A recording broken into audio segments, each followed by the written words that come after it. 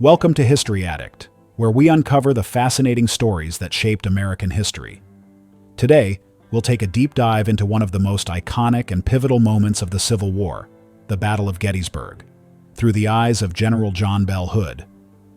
While names like Pickett, Hancock, and Meade often dominate discussions about Gettysburg, Hood's perspective offers a unique and personal insight into the Confederate assault on Little Round Top on July 2, 1863. This battle would go on to be one of the turning points in the war, and today we'll explore it from Hood's first-hand account.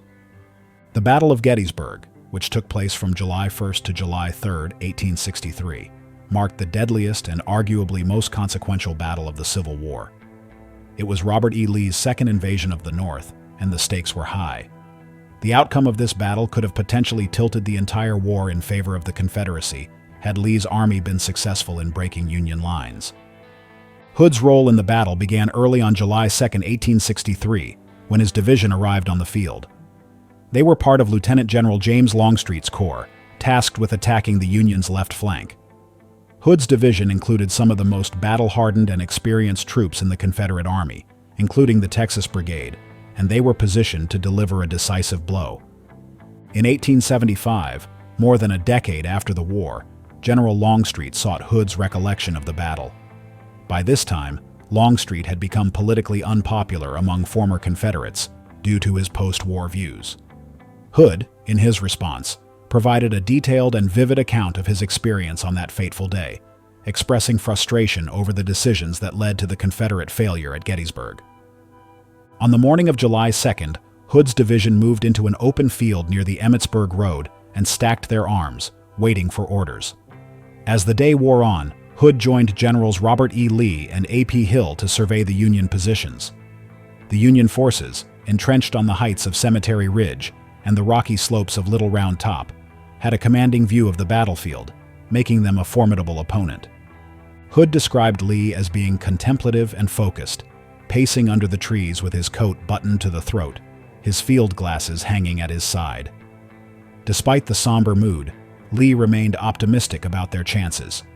"The enemy is here, and if we do not whip him, he will whip us." This statement underscored the urgency of the situation and the importance Lee placed on attacking the Union positions swiftly. Observing the Union lines nearby was Colonel Fremantle of England, who had traveled to the Confederacy as an observer. His constant scanning of the battlefield with his telescope reflected the keen international interest in the conflict. Fremantle's presence symbolized how the world was watching the outcome of this monumental battle. Despite Lee's urgency, Longstreet was hesitant to attack. He believed it would be better to wait for Pickett's division to arrive before launching a full assault. Sitting under a tree with Hood, Longstreet voiced his concerns. "The general is a little nervous this morning. He wants me to attack, but I don't want to do so without Pickett. I never like going into battle with one boot off." By mid-afternoon, with Pickett still not in position, the decision was made to proceed without him. The plan called for McLaws' division to lead the way, followed by Hood's division, in a sweeping assault against the Union's right flank, along the Emmitsburg Road. As Hood's men prepared for the attack, he began to have serious reservations about the plan. He quickly sent out his trusted Texas scouts to reconnoiter the enemy's position. When the scouts returned, they brought back critical intelligence. The Union left flank was strongly anchored on the steep, rocky slopes of Round Top and Little Round Top, making it nearly impregnable from a frontal assault. The scouts also noted that the Union's vulnerable supply wagons were located behind their lines, presenting an opportunity for a flanking maneuver. Hood immediately recognized the dangers of launching a direct attack on the Union's fortified position.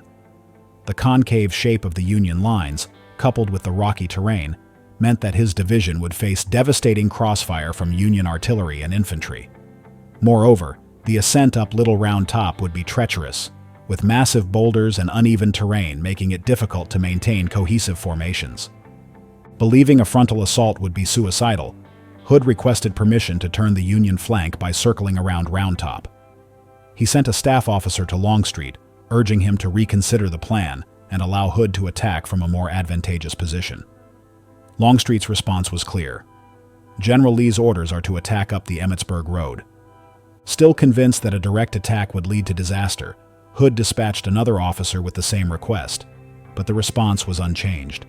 By this time, Hood had become increasingly frustrated. The Union line seemed too strong, and their elevated position made the prospect of success bleak.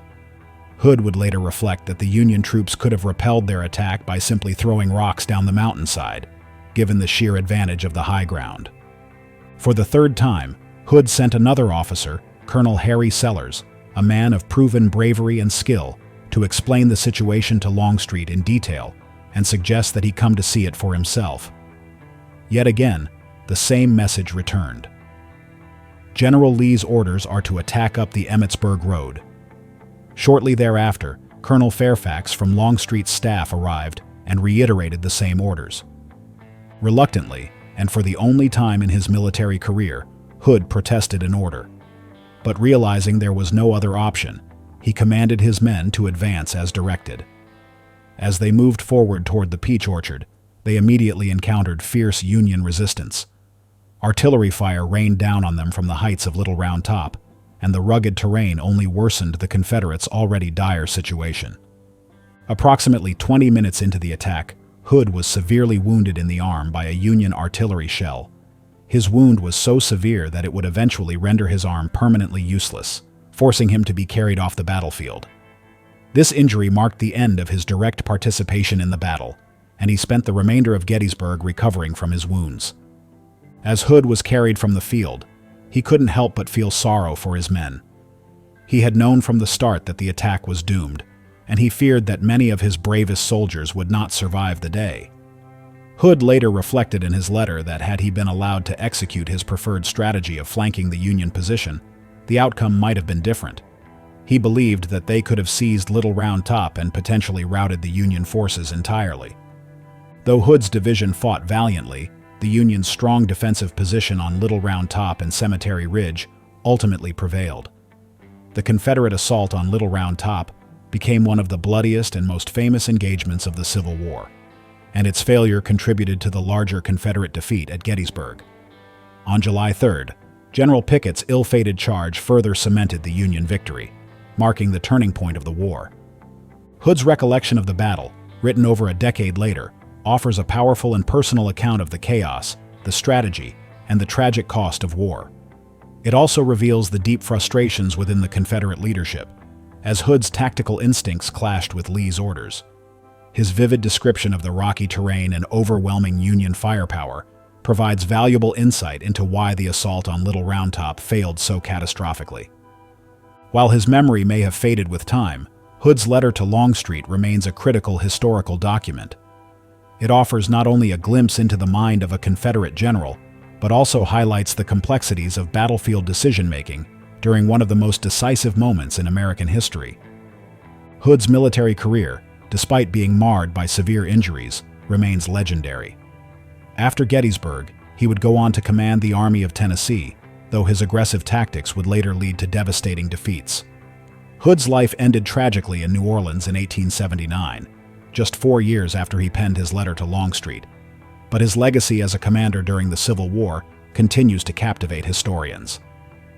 The Battle of Gettysburg was a defining moment, not just in the Civil War, but in American history.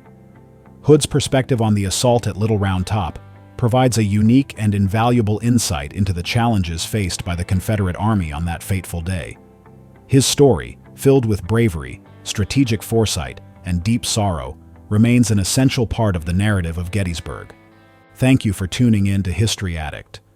If you enjoyed this episode, be sure to subscribe and join us on future journeys through the past. See you in the next episode.